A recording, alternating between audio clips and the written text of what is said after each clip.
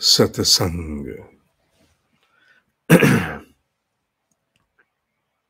अहंकार की सात्विक महाशक्ति। भाग 4।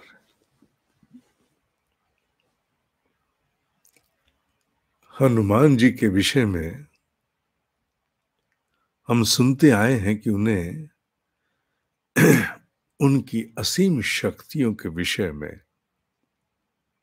स्मरण कराना पड़ता था। शक्तियां उनमें हैं, निस्संदेह निस्संदेह, फिर भी उन्हें उनकी शक्तियों का उन्हें बोध, उन्हें स्मरण कराना पड़ता था। अर्थात जो वो हैं उसी का परिचय उनको कराया जाता था, जिसके द्वारा उनकी वो अद्भुत, असीम, अद्वितीय क्षमताएं जागृत हो उठती थी। जब कोई बड़ा कार्य कराना हो, बड़े उद्देश्य की पूर्ति करानी होती, तो उन्हें उनकी क्षमताओं का परिचय दिया जाता है कि तुम वास्तवतः वो नहीं जैसा तुम अभी आचरण कर रहे हो, अपितु हे कपि, तुम तो बहुत पराक्रमी हो, बलशाली हो, तुम में तो इतनी क्षमताएं हैं कि कोई उसका सानी नहीं है। तो जैसे जैसे उनको स्मरण कराया जाता था, उनकी क्षमताएं जागृत हो उठती थी और वो बड़े उद्देश्यों की पूर्ति के लिए खड़े हो जाते थे, चल निकलते थे। ये भाव उस हनुमंत अवस्था का प्रत्येक जीव में है। एक पहचान वो जो वो ओढ़ लेता है,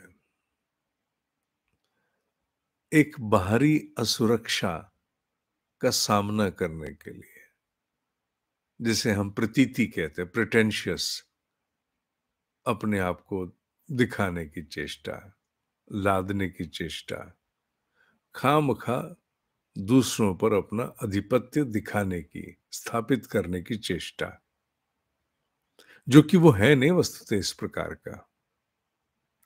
उसके भीतर का अद्भुत शिव संकल्प, शौर्य, साहस, पराक्रम, धैर्य, ये सारे जितने भी बल हैं, ये उसका मूल अस्तित्व है, जिसका उसे बोध नहीं है। किसकी बात हो रही है? प्रत्येक जीव की बात हो रही, मुझसे लेके कहीं तक। हमें वास्तविक स्वरूप का बोध नहीं है, और उसका कारण भी सत्य है। अपनी पहचान को हमने शीशे में देखा, दूसरों की आंखों में देखा, हमने अपने आप को अंतर्मुखी होकर के देखने की चेष्टा भी कब की है? नहीं कर पाते।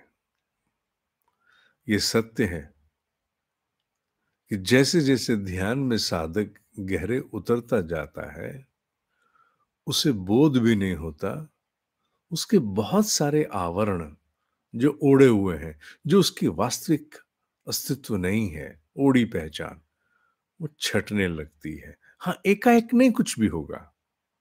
आप कहो कि आज साधना आरंभ की और 2 महीने में मैं अपने मूल अस्तित्व को प्राप्त हो गया, हो गई, ना, ऐसा नहीं है।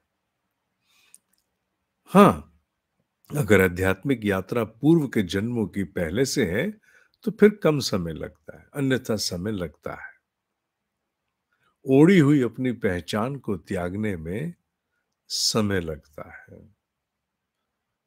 और मनुष्य के भीतर का जो उसका अस्तित्व है, वो पहले से ही बहुत शक्ति संपन्न है।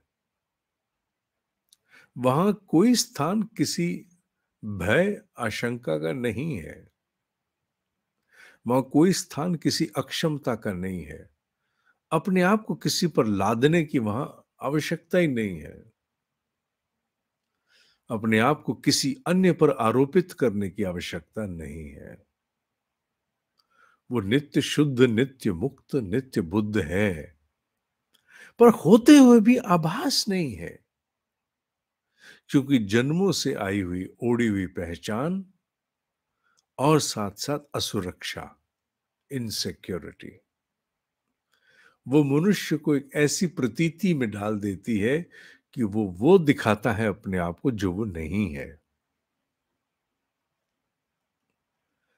अहंकार की सात्विक महाशक्ति, शब्द ध्यान रहे, महाशक्ति और सात्विक महाशक्ति, ये उसी बोध में है जो हनुमान को कराया जाता है, बड़े उद्देश्य की पूर्ति हेतु कराया जाता है। चाहे उद्देश्य लौकिक जगत का भी क्यों ना हो, पर जब तक क्षमताओं का परिचय नहीं दिया जाएगा, मनुष्य कुछ भी करने में अक्षम रहेगा। ये बातें तो ओढ़ी पहचान की हैं, ओढ़ी हुई, पर यहां तो बात सात्विक अहंकार की है। सात्विक अहंकार जिसमें कुछ नहीं मिलाया आपने, वो अपने आप में नित्य शुद्ध है, क्योंकि जीवात्मा का प्रकाश सर्वप्रथम अहंकार के स्वरूप में ही अवतरित हो जीवात्मा का निर्माण करता है। आत्मा, जीवात्मा, पूर्व में भी कहा भिन्न है। आत्मा जिस पर कोई आवरण नहीं है, जीवात्मा जिस पर आवरण है, जो भी पंच कोशों के अधीन है, जिसमें अन्नमय, मनोमय, प्राणमय, विज्ञानमय, आनंदमय सब हैं अभी, वो अभी कोशों के अधीन है जीवात्मा। आत्मा की बात नहीं। जीवात्मा के स्तर पर भी जैसे जैसे हम अपने मन, बुद्धि और चित्त से पीछे हटते जाते हैं, मन, बुद्धि और चित्त से पीछे हटते जाते हैं, हम अपने सात्विक अहंकार की ओर आगे बढ़ते जाते हैं। तुम यूं जान लो कि कहीं सूर्य का प्रकाश किसी शीशे पर गिरे, आईने पर, मिरर, और वो शीशे से प्रकाश फिर कहीं और चला जाए, तीसरे स्थान पर, वहां भी शीशा लगा हो, तो वहां से फिर वो चौथे पे जाएगा, अर्थात शीशे उसे रिफ्लेक्ट करेंगे। प्रकाश सूर्य का है, आत्मा सूर्य है। आत्मा का प्रकाश जिस प्रथम आईने पर पड़ता है, उसे अहंकार कहा गया।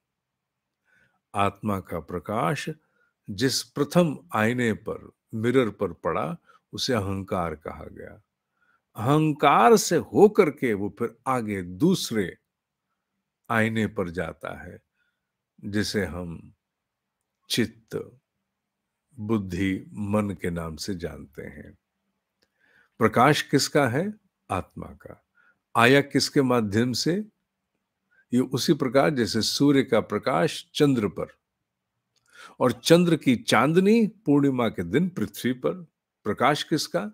सूर्य का। आया किससे? चंद्र से। प्रकाश किसका? आत्मा का। आया किससे? अहंकार के माध्यम से वो हम तक पहुंचा। हम माने हमारे बाकी के अस्तित्व, चित्त, बुद्धि, मन इत्यादि। कि किसके प्रकाश से प्रकाशित है? मूल तो आत्मा है, पर आत्मा निर्लिप्त है। अहंकार रूपी आईने पर पड़ने के उपरांत वो प्रकाश नए स्वरूपों को प्राप्त करता है। ये तो सत्य है, आत्म साक्षात्कार तो कभी होने वाला कोई एक उपलब्धि है, कभी जब होगी।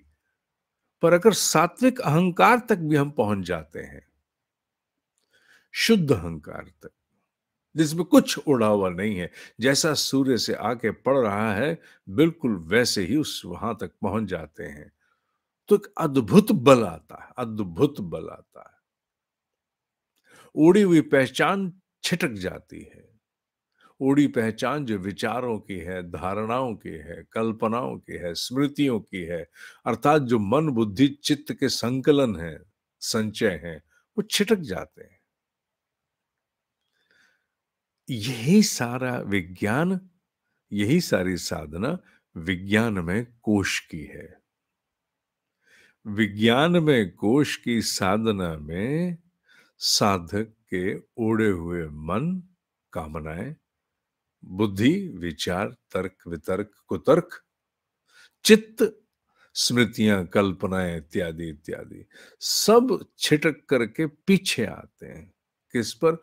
वो पहला आईना जिस पर प्रकाश पड़ रहा है सीधा आत्मा का, कौन? अहंकार। उस पर आते, उस अहम के आकार पर आते हैं, जहां बचता है क्या? मैं, मैं, मैं कौन हूं मैं? ये प्रश्न कौन करता है? कौन हूं मैं?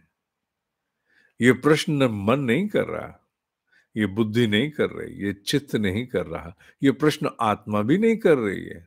उसे तो कुछ जानने की आवश्यकता नहीं।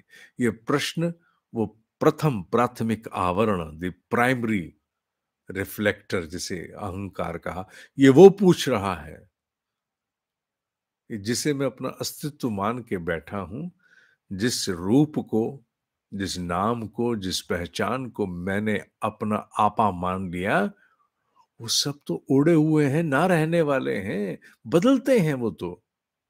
हर चीज परिवर्तनशील है। वो शरीर हो, विचार हो, धारणाएं हो, कल्पनाएं हो, कुछ भी हो, कामनाएं हो, सब बदलती हैं। तो फिर ये जो इन्हें अनुभव करता है, वो मैं कौन हूं मैं? Who am I? Who am I का प्रश्न कौन पूछ रहा है? अहंकार। वो अंतिम दहलीज जिसे लांघने में जन्मों लग जाते हैं, पर वो जैसे लांघी गई, सब छिटक जाता है। जीव मूल आत्मा में प्रवेश करता है। इतना तो मैं बिना आत्म साक्षात्कार के भी जानता हूं और कह सकता हूं।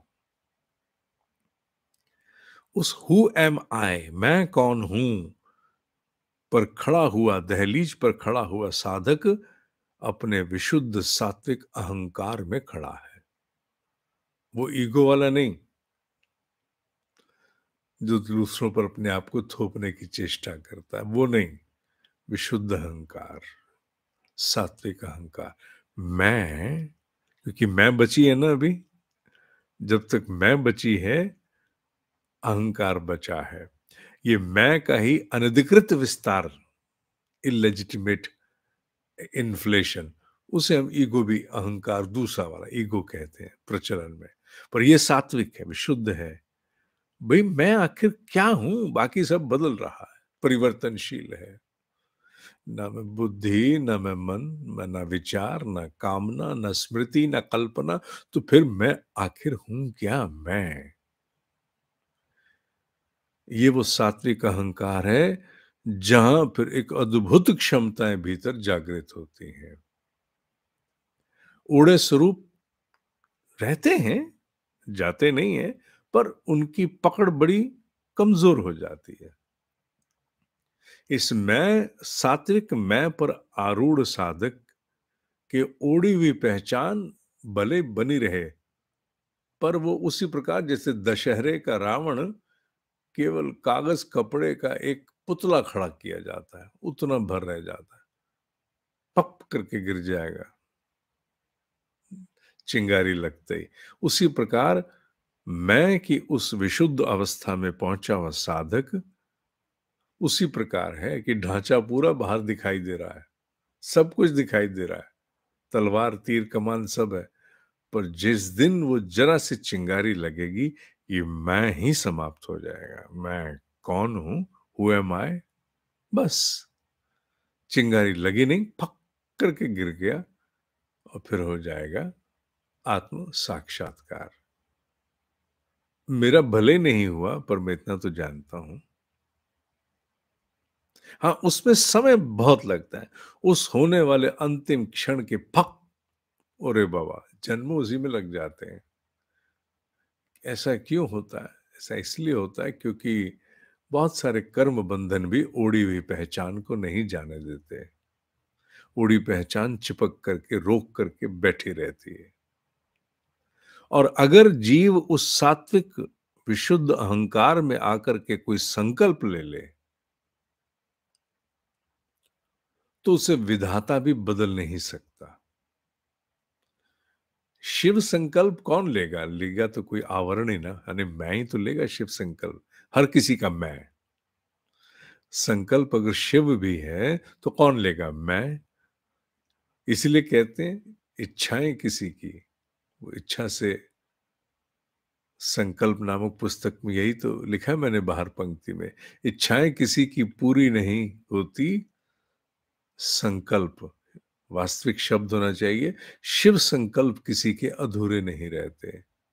शिव संकल्प अर्थात आत्मा के विशुद्ध प्रकाश की पूर्ण साक्षी में लिया गया, आया गया संकल्प, वो शिव संकल्प है। उसे फिर कोई हटा नहीं सकता। जब वो शिव का संकल्प है, तो फिर वो विधाता का संकल्प है। वो हजार प्रतिकूलताओं में भी पूरा होके रहेगा। फिर एक जन्म या 2 जन्म या 10 जन्म, ये जन्म फिर उसके लिए कुछ नहीं, यात्रा के पड़ाव हैं। एक स्थान से दूसरे स्थान जाते समय बीच में बहुत स्टेशन आते हैं।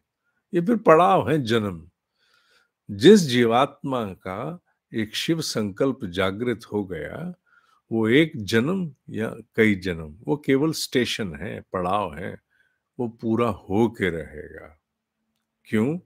क्योंकि वो शिव संकल्प है। वो विशुद्ध अहंकार की अवस्था में, अहंकार, अब तो तुम समझने लगे अहंकार क्या है, सात्विक अहंकार क्या है, उसमें लिया गया संकल्प है। इसीलिए सात्विक संकल्प, शिव संकल्प की महाशक्ति कितनी प्रचंड हो सकती है, इसका परिचय अभी आने वाली और श्रृंखलाओं में होता रहेगा।